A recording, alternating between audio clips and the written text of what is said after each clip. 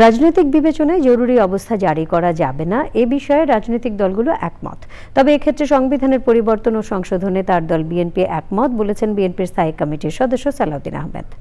NCP বলেছে সংস্কার বাস্তবায়ন পরবর্তী সংসদের দিকে ঠেলে দেয়া হচ্ছে, এর বিপক্ষে তারা। এনসিপির সদস্য সচিব আক্তার হোসেন বলেছেন জুলাই সনদের মাধ্যমে দেশের রাজনীতি ও নয়া বন্দোবস্ত নির্ধারণ করা হবে।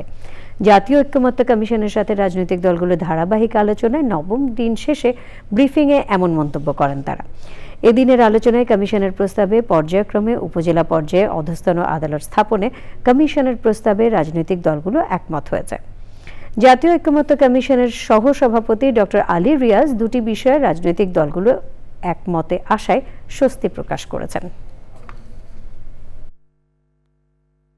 নীতিগতভাবে আমরা জরুরি আইন বা জরুরি অবস্থা ঘোষণার ক্ষেত্রে যে আইনগুলো সেই বিধানগুলোতে প্রয়োজনীয় সংস্কার, প্রয়োজনীয় সংশোধনী আনা প্রয়োজন, এই ব্যাপারে একমত।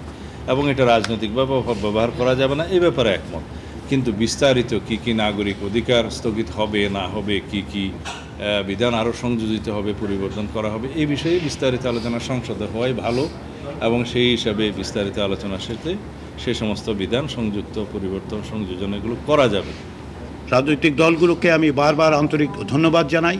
রাজনৈতিক দলের নেতৃবৃন্দ তাদের সাংগঠনিক দায়িত্ব পালনের অতিরিক্ত হিসেবে ক্ষেত্র বিশেষে তাদের সাংগঠনিক দায়িত্ব পাশে রেখে তারা আমাদের সঙ্গে আলোচনায় আসছেন, বসছেন, অন্যদের সাথে কথা বলছেন এবং অংশগ্রহণ করার মধ্যে দিয়ে একটা ঐক্যমত্য তৈরির জায়গায় যতটা আন্তরিকভাবে অংশগ্রহণ করা সম্ভব তারা করছেন।